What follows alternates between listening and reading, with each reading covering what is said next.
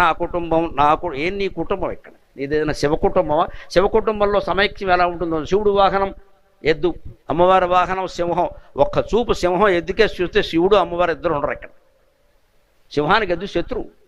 శివుడి మెడలో పాము ఉంటుంది, పాముకి ఏం ఆహారం? ఎలక. వినాయకుడు వాహనం ఎలక.